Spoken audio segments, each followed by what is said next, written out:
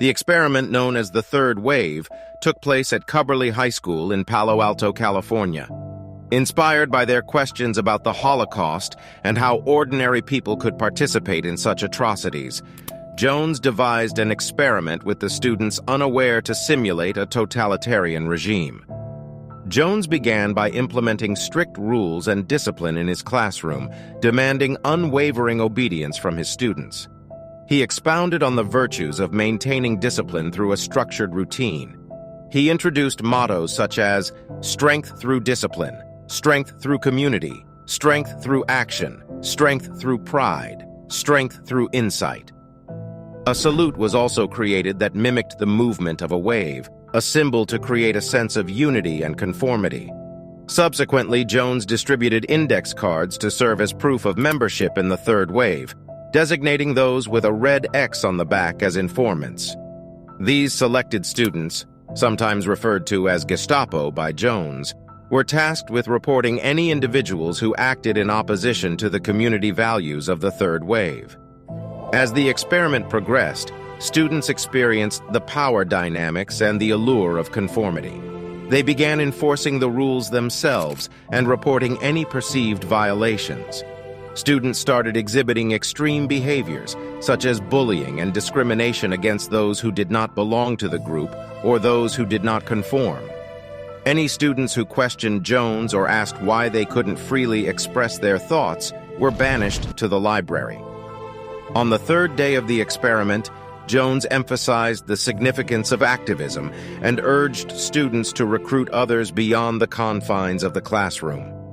What began with 30 students quickly grew to over 200, with additional pupils from other schools eagerly joining the movement. They formed a tightly knit group, adopting an authoritarian structure with Jones as their leader. Jones became increasingly enamored with the power, control, and adoration he received from the students, relishing the sight of hundreds of students saluting him in the hallways. The experiment grew to the culminating in mock trials conducted by Jones, based on testimonies provided by the student informants. The pervasive presence of the student Gestapo created an atmosphere of mistrust, where even best friends couldn't be trusted. Fights frequently broke out in the hallways over membership status and differing opinions on Jones's unconventional teaching methods.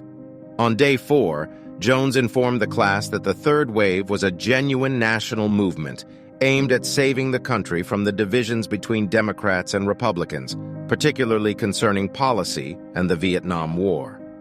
The impressionable students wholeheartedly believed their youthful, charismatic, and trusted leader.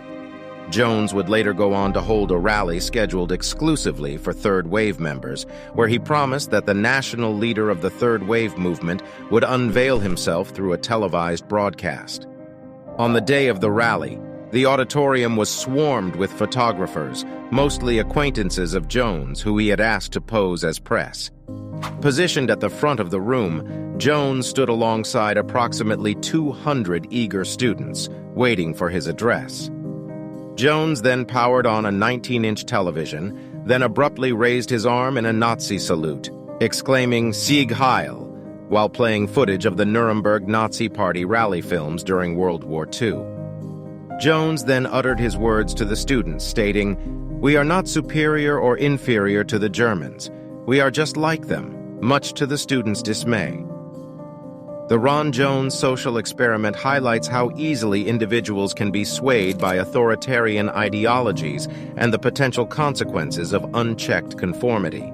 It continues to be studied and discussed as an example of the psychological and social dynamics at play in situations of mass manipulation and how easily a civilized society can turn against itself.